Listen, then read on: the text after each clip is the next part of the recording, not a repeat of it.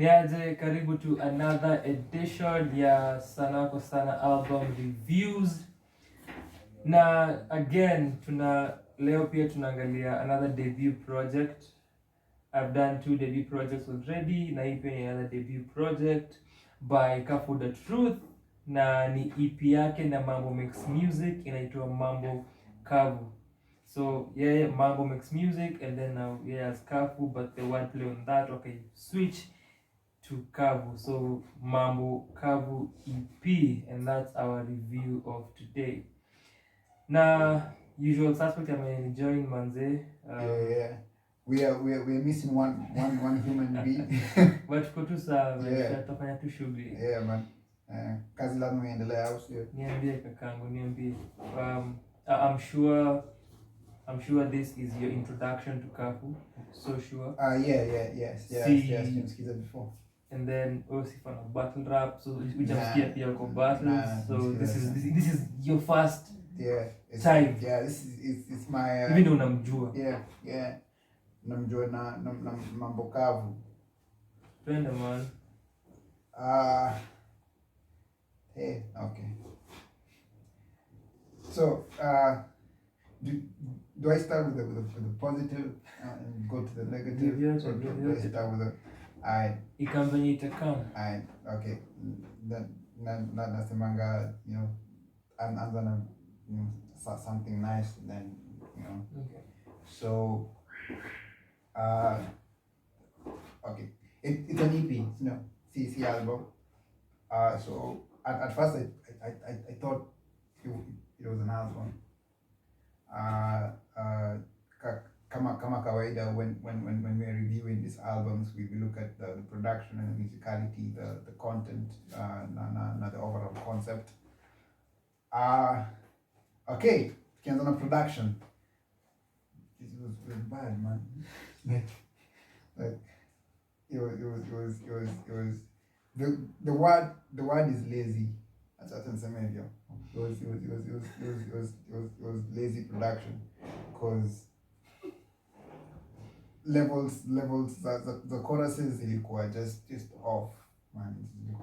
Ilikuwa just sijui shida ni the singer, labda anafuata after like an actor. But singer ni wengi, man, like yo, or maybe it's like he's not the one singing, is he? Mwenye naimba ni Mambo Music. The producer is the one who's singing the nah man.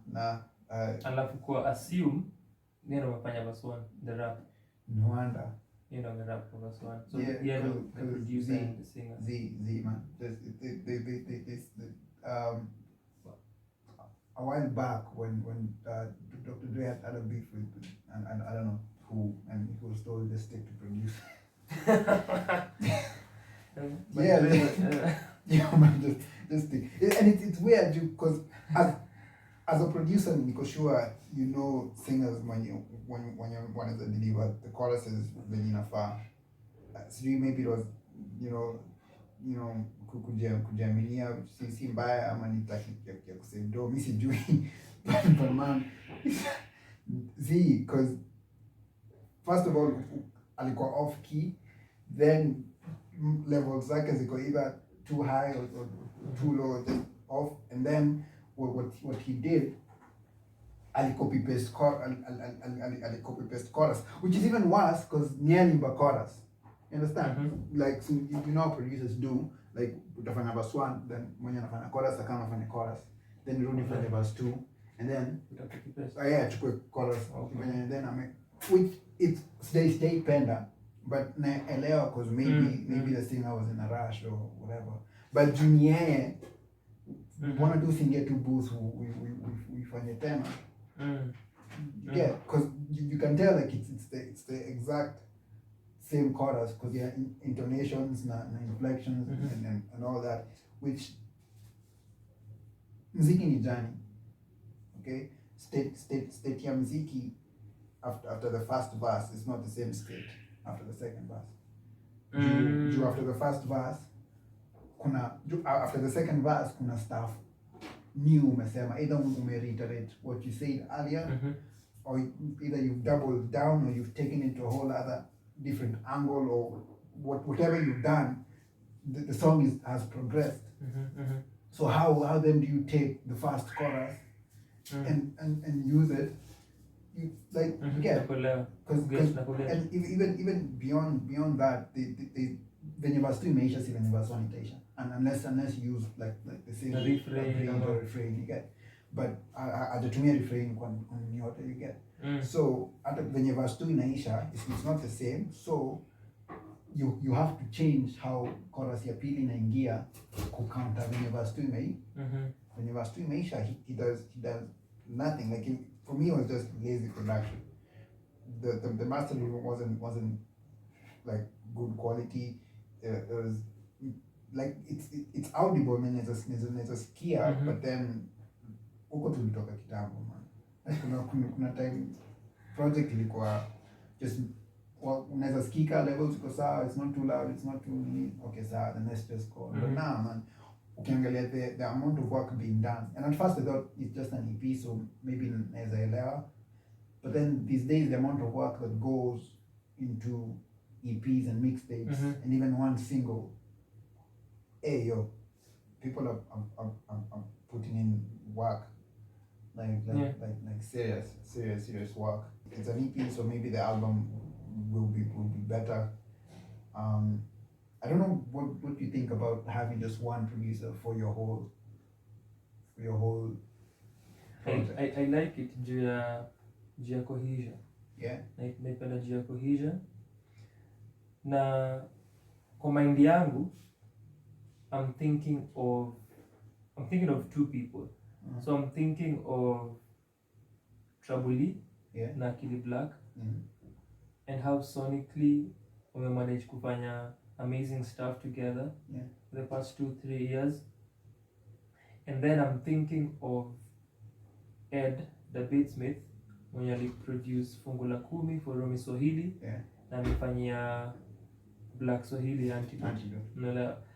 And then pia ukiangalia hip hop as a genre, kuna kuangana hiyo nini ya that aspect ya a DJ who's also a / producer and the MC, so Premier na Guru, unajua, and so many more, Crisis na Elzai, and even if you go way back, unajua, Primo na Royce, so where you uko na a main producer and then now in the MC for the purposes of cohesion na that. So but unafanya iko wako hii project? Nah,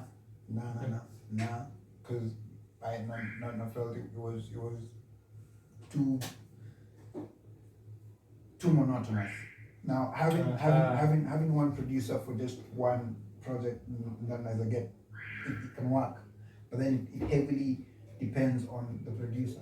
Because because going back to Tra na Akili, yo man, because his sound still evolves. So you have a producer who's willing to always stretch his limits, and you have an MC who is willing to go to stretch his limits as well. So what you find, it breaks the monotony. You understand? So you need to happen for your project for you in terms of the producer and the MC relationship. I feel though I can't speak to it because it's my first time. It's my first time. It's his debut project. Yeah, but as a body of work. Yeah, but it felt too comfortable. It felt too comfortable for the things that he was talking about, because it was stuff na corona and stuff about the stuff na corruption and leadership in society, and then I liked Assume. Assume the second verse, first verse na, and meanwhile it's a feature. Sisi kuja disappear amerap, yeah, so for Assume so the producer starts the verse, and then for the second verse, verse 2 anaitwa Zebi Blacks. So it's Cafu and Mambo Makes Music and Unit 1678, which ni crew ya Cafu. So ni a group, and there are 3 MCs. Okay. So Cafu, and then Zebi Blacks, who's also a battle MC, and then the other one ni Kosi, the main man, who's also a battle MC. Yeah. So Kosi ndo verse ya mwisho, and then Cafu is the third verse, and then now hiyo verse unapenda sasa ni Azidi Blacks. Yeah, man. Yeah. For me, the whole project, that was my favorite verse, because now see the other stuff weren't well written. It was just like how that second verse was written. I felt there was, like I said, it was just comfortable. It was comfortable. It was he picked a sound. He picked a certain flow. He picked certain themes, because of course ukibonga kuhusu Rona lazima ubonge kuhusu fans zinaibiwa and everything. And what I liked was there's a part where he says international IMF, international governing bodies, you know, the relief is square profit. I liked it because you know what came out like a few weeks ago with all COVID millionaires. Yeah, like I say, but the content, the concepts and everything, I liked that part. But I feel for your introduction project, yeah, where you're telling listeners who have never heard of you, you know, because many rappers can't make a career out of battle rap, but in Kenya and history in Kenya, you understand. So you need projects, you need catalogs, you need people to actually buy the music and everything, right? So for your first project, you're introducing yourself to listeners when you are kusikia. If I get a feeling as if like hakuna adventure in beats zenye unachagua, in when una talk about topics, because it was direct. Like a lot of people have spoken about COVID. Like I'm sick of it. like you know, sick of COVID. Yeah, pun intended.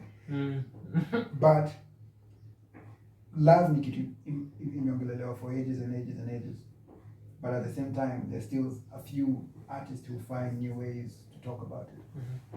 And Juniko Shua, I think that's why I liked Assume, because it was not about kuchachisha gava, kubonga COVID nini. It was flip the mirror on, because honestly, I feel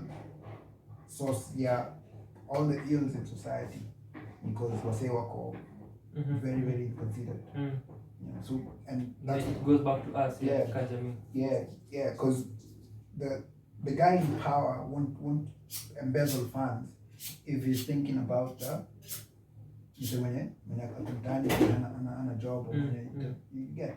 So that's why I like this hue, because it flipped the whatever, and it wasn't just another rapper, another poet, another artist talking how the government hasn't done its job and whatever. But other than that, and it's interesting the fact that favorite verse yangu kwa hiki yote was not even neither artist. The producer and the MC. Man, that's crazy. That's crazy. Man. Sindika as a battle rapper. Mambo Kavu. Maybe it's better because he can't. Anaweza andika na, you know, there were a few interesting lines and bars, but I don't know, man. I don't know. If it is a single, like, it's fine for an interesting line or a single. But if it's a project, then you have to do more, and Siku feel as if he went there, you know. As usual, process yangu usikilizaji, looking at the artwork and the cover art, and then track list, and kuangalia maybe even the features and the titles za ngoma, and then how to get into the music. Na niki merge the artwork, and then nikiangalia the music, and hiyo idea ya Mambo Kavu ni ku understand hiyo perspective ya rawness Yeah, true. Unajua, no, the rawness in terms of huyu MC amechoose kuzungumzia the current situation, the current corona situation, na everything that's happening locally and then internationally, whatever, but mostly focusing on the local aspect na element of it.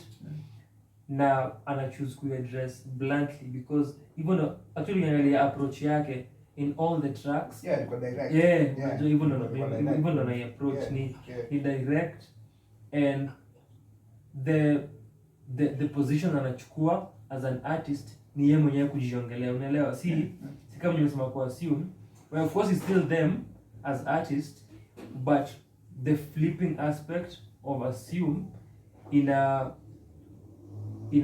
call for you as an individual kufikiria about role yako kwa hivi vitu vyote. Exactly. Kuangalia ni role gani unacheza when nikiongelea story ya kani serikali kutubia ama hizi precautions tumekuwa tukipatiwa za safety and corona unajua kueneza wewe kama mtu wa jamii unajua unajua role yako ni gani. Exactly, pia idea ya ukombozi na hiyo wewe kama mwanajamii unafanya nini kutupeleka kwa hiyo level, unajua ya kukomboa hali yetu na kujisaidia kama jamii. So that's the idea ya hiyo kuwa Mambo Kavu. And of course nimesema aje tukianza Mambo makes music na Cafu, but they flip on the Cafu. And then the idea Revolution High, because even the artwork with the bus, with the yellow bus, a Revolution High, and then hapo hivyo na Mambo Kavu na Mambo makes music wana hang on the bus. Then ukiangalia kwa barabara ni masks zimetupwa nje, unajua, and it's interesting, unajua, the imagery of it na what they're coming to say, and what he says ni kuna something anasema kuhusu kuslap wanasiasa na take the country back, unajua something unajua take the country back. Kama Ghost ya Sankara na kuinspire sisi kufanya the same thing. As far as debut projects za wasanii are concerned, siko sure if the audience ama the industry looks at projects like that anymore, consider it, so this is your first single, this is your first album, in your first mixtape, na kuiangalia in that manner. But na get where you're coming from, because mara kwanza unamsikiza, so naelewa for you itakuwa hii ndio project ya kwanza ya huyu msanii mwenye nasikiza. True. Haumjui, unajua at all, and even unampokea mara ya kwanza, so definitely utakuwa na, so even actually the same thing if you listen to a new artist itakuwa hivyo for you. That could be your first single, or first album, even unakuwa introduced to this artist. It takes time to find sound yako na whatever, bila shaka, but because it takes time to find sound yako, a lot of artists earlier on with the first project wako kind of all over the place. Unatafuta bado footing yako. So you get that na hii, cause again the whole working with one producer when you're already mkona rapport, and I felt as if the producer as well ako comfortable na sound yake pia. Unielewa? Ningependa sana kuona if Cafu ukidrop project yako next ikuwe EP or project whatever it is, ningependa sana kuna mwenye itakuwa and sentiment tutakuwa nazo. Unajua after that, but not because of the production was crazy, ama it's only because of your writing, like uandishi wako. And that's why I have such a problem with the production na venye iliaprochiwa juu flow yake si the basic kind of meaning, like venye na approach beat, it's like poses zake ziko anywhere, which is something I really like. Kuna mara kwa na office like that, like when you're rapping on a beat, you have to be tight to you get nitaisikiza bado, but if I still get the same vibe on the second project, then that's probably Man, love your ending, bro. Hiyo name utaka kurukia sana. I think nini nimesikiza Cafu for a while. Nimesikiza Cafu since his PCL days. Walikuwa na a crew called Punchlines and Crazy Lines. Walikuwa under the mentorship ya Kitusua na MC Mutant, had their projects. Nimesikiza kwa cyphers, nimesikiza kwa battle rap scene. And one of the things that I know about him ni, as far as writing goes, ni writer mkali sana. Ni writer mkali sana. Anajua kuandika, anajua phrasing. And then interesting we mentioned story ya breath na kwenye anachukua poses. Ni kitu nilinotice na yeye actually a while back. Ukimsikiza kwa tracks kwenye you take poses na breaths, ni unconventional. So unconventional sound. Katikati ya words unajua ni si mwisho wa bar, si mwisho wa beat. Ni unconventional sound. Unajua style yake. Alafu si consistent. You can unajua at the end of every band but yet achukua breath pale. Itaenda anyway. Breath imeisha hapo ndio anachukua. So utapata when a break words in a sound weird, ni unconventional. And that's his style. But nilikuwa nasema as far as uandishi wa Cafu goes, nilipenda the writing sana. And the idea being raw about it na kukua Cafu kuhusu ujumbe anapitisha na kusema, because ukiangalia venye ulisema ali ukirefer to story ya hizi international funding that gava ilikuwa inapata, and then akona the hope that this one time serikali situcheze, unajua. But of course we know, tunajua yani hiyo ni obvious. So ukiangalia the duration ya time this was recorded, ikona hiyo mood ya early days za corona in Kenya. So it's, unajua kuna hiyo period ya March, April, May, and that newness, homesick, not exactly after homesick, kaeni kijani, msiende anywhere no matter. And then ukisikiza his tone ni angry, unajua infuriated na gava na hizi guidelines tunapatiwa, amejump and ako homesick. So there you are, mkae home, alafu hakuna mawera, watu hustle, watu hawasaki, tutakaje kwa keja, unajua ako literally. And then of course even the flip ya homesick inagonga ni uko away from home and you want to come home, but in homesick yani nimechoka na home, I am sick of home, nataka kutoka nje. Unajua I want to go and search and fend for my family. And uko na, I think ni kwa assume wakisema venye nini huku hivi ukiona makarao, of course unajua wanakuja vurugu, wanakaa kutumada instead of kutu protect. So uko na all this raw emotion yenye imekuwa captured. And one thing napenda about the project ni nilikuwa nafikiria a year down the line, 2, 5, 10 years down the line, hii itakuwa, as far as now, just get any other project that has done the same, itakuwa a Kenyan hip hop project that really captured the time. Sana yani, and that's the whole premise of the project. See anything else, I'm for the EP, and that's all they focused on.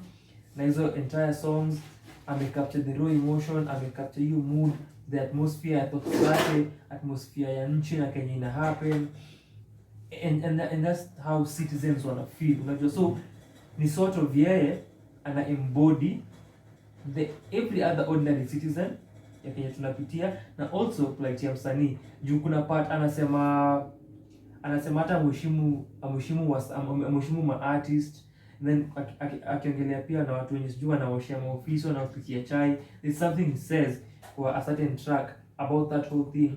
Yes, of course some of my jobs, but pia artists are now being worse off juu source ya income ya wasanii has to do with interactions na watu and social gatherings, unaelewa. So that whole perspective, you get it from there. 2 tracks and he goes in na he just raps his ass off. Kuna nini inaitwaje, kuna one time the introduction beat imeingia ameenda. Unajua ameishia, unajua ameenda. And so one time for wananchi na oppressors, one time unajua with the hook, and anajua upendi the track, but then in terms of just going in, When Me Down, When Me Down, When Me Down is just so najua upendi the track, but nasema in terms of rapping na kuenda, those are two tracks that he's just rapped his ass off na amego. Tukiongelea cohesion na tukiangalia concept ya capturing corona na venting na kujam na gava, but pia kuchallenge sisi kama jamii, iko na hiyo cohesion. Alafu the concept iko maintained. Now I think as far as production goes na the musicality, hapo definitely something should and can be done. Should be done, unajua have been done in terms of kuilift na kuitweak, na just the production of it, kuna more that inaweza fanywa, but again me because this is the first project wame release. Sitaki kusema the first project together juu kuna a song ya Cafu says ikafu na mambo tena. Unajua, so no, it's either a reference that we record tracks before, ama they've done projects before this project. So siko sure kama it's the first body of work. So here's the thing, umesema the writing has captured mood and time zenye tuko sai. I agree, but see what the project is not just the writing, otherwise angetoa album a cappella, a cappella. It's writing and the production. So the thing is, has the music captured the times? Does the music match the writing? And for me, the answer is no. And that's so. Kwanza acha ni mention kwa nini I noticed that kwa nini the last one. Kwa one time na kwa homesick, there is something that Cafu alifanya with his scheming. Alimaintain scheme kwa the verses in two different songs but different rhyme patterns at the end.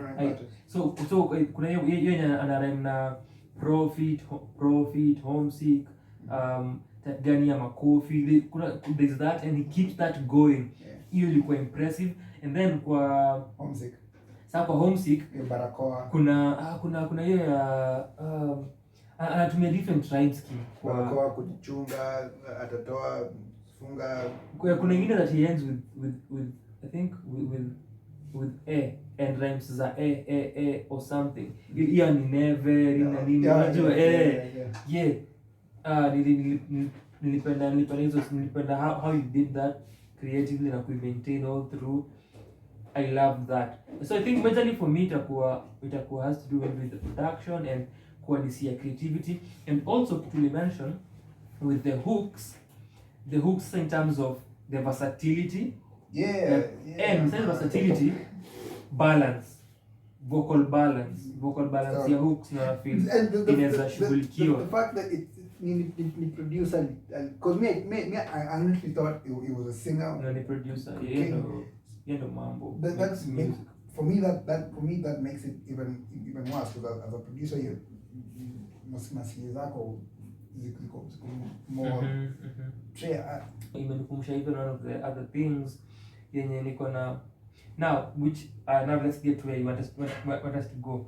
When Me Down. Now when Me Down, I think it takes time to get into it, especially one ni trap beat. I don't know the trap beat actually. Nasema ni trap beat, but sasa now in terms of how the verse is layered, and then tumeongelea style ya how Cafu rhymes. Unajua? Even for me it happened the first I think 2 times or even 3 nilikuwa what's happening kwa hii track. Unajua nilikuwa especially na chorus like yo nina happen kwa hii ngoma. Unajua where is the flow? Place wapi yako ndani ya beat yako nje. Unajua for me after some time I'm partly okay with the track. Nah man. After some time I'm partly okay with When Me Down, because Una get? That's me. So for me, sina issue na the beat because Kiasi tu Roger, kiasi an interruption. Also since tunaongelea the sound and the musicality of it,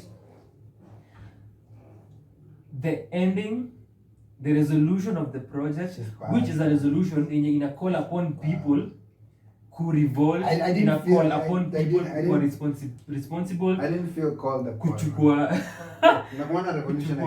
Kuchukua jukumu lao, kuparticipate na kuna mshagosi ya Sankara. For me, Mukinya, your resolution, first the beat, the choice of beat, Production, man, like the beat didn't do it. Nilikuwa na feel, especially something about the keys and the drumming on that song that doesn't work. There's just something in the song. So nilikuwa na feel like I say, like I told you, it's lazy production. Because if anyone who thinks about it's a call to arms, the first thing is soldier or war or whatever. So you go with the drums. It's like the drumming should be even the keys and the whole feel of the joint. Inafaa kuwa na hiyo feeling ya kuwa called upon na hiyo feeling ya war. It's like Eminem with Toy Soldiers. Hata umeenda mbali, umesema drum nikafikiria ngoma gani? Ushasikia Squad Up MBQ? Yeah. Squad Up. Cause yeah, unajua like cause that and then this is the it's the end. So here's the thing. For all the songs Siko By, I had a problem with the hooks. But you know, for me nasema so koko ni beyond the leveling of the hooks, yeah. Even the writing of the hooks, yeah. How they were sung. Yeah. It's more than that. But so here's the thing. For me, Samanga, know your weaknesses and work with people who can cover those weaknesses. Okay. Miss Kwani Sama hooks. I know this. Hakuna siku nitakam ni make a project. I might write some of the hooks, but I won't do them. And even in a point, neza have someone actually co-write. You get? So throughout the whole project, I had a problem with the hooks, how they were done and how they were mastered. Now, how they were written and how they were sung, that's down to preference. How they were mastered, that's unnegotiable. Yeah, the quality of the music. Quality ni quality, man. Hakuna debate. So, the reason why I have a problem with weighing me down is tumetoka assume. Assume is kind of it's low. Okay? Then it picks up with weigh me down. I was actually intrigued. Really ni bamba because I'm like, oh, okay, trap it. Okay? Then Vasika come. I didn't have a problem with his flow. Flow actually ni bamba. But then we get to the chorus and I'm not really. And then it's bad. Kuna mwanga, like it's just bad. It's really bad. And then that's not even the end of the chorus. After that, Mambo Kavu comes back and does I'm not gonna let this weigh me down. Makes it even worse. He makes it even worse. So say me nafikiria bro, umenigate can you mefanya for verse 1 and beat it yeah. Nisha looks like your beat. You get like Nisha looks like your beat. And then after Weigh Me Down, you go to Mbokinya. So Weigh Me Down is like I'm not gonna let this weigh me down. It's ni kama for you imechukua time to get into the project and then assume ika climax. Yeah. Then now with Weigh Me Down na Mbokinya imeenda hivi tena. And then it's so that's the end. Where Mbokinya just it's like you dived off a cliff. No, Weigh Me Down is like you jumped off a cliff, and then Mbokinya is like you meet another cliff. It was